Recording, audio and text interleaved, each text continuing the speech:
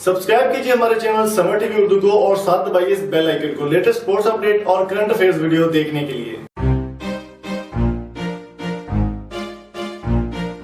शर्जील खान जो है वो सुनने में आ रहा है कि वो शिरकत करेंगे। दोस्तों, शर्जील खान की अगर बात की जाए तो शर्जील खान पर बैन लगा हुआ है स्पॉट फिक्सिंग के मामले में। उन पर पाबंदी लगा दी गई थी पीसीबी की जानिब से 5 साल के लिए।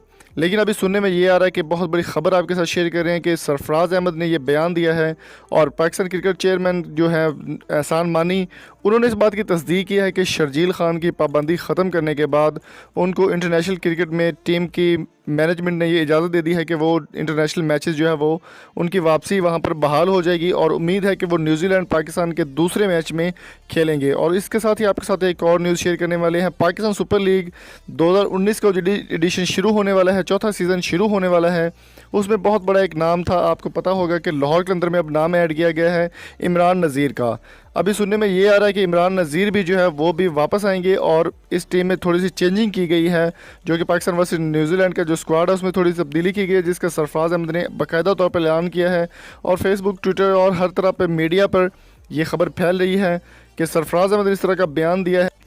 शर्जील खान और इमरान नज़ीर को जो ऐड किया जा रहा है इसमें, तो इस खबर में किस हद तक सच्चाई है ये भी आपके साथ शेयर करते हैं। और पूरे पाकिस्तान में इस वक्त ये बात फैल चुकी है कि इमरान नज़ीर जो कि बैन थे और बल्कि काफ़ी अरसे से वो नहीं खेले थे, 10 से 15 साल हो गए उनको मैच को अलविदा कहे हुए, और अब वो दोबारा टीम में शामिल हो रहे हैं। और 2019 का जो वर्ल्ड कप है उसमें भी इनका नाम लिया जा रहा था, शर्जील खान और इमरान नज़ीर का।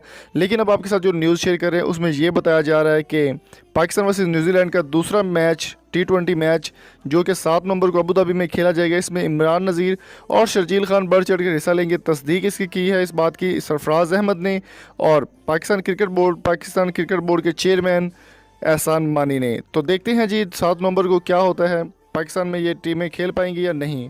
तो उम्मीद करता हूँ आज की वीडियो आपको पसंद आई होगी। अगर आपको ये वीडियो पसंद आई, आप हमारे चैनल को सब्सक्राइब कर सकते हो, साथ में बेल आइकन को जरूर प्रेस कर दें ताकि कोई भी स्पोर्ट्स अपडेट आप मिस ना कर पाए। Thank you so much. अल्लाह हाफिज़।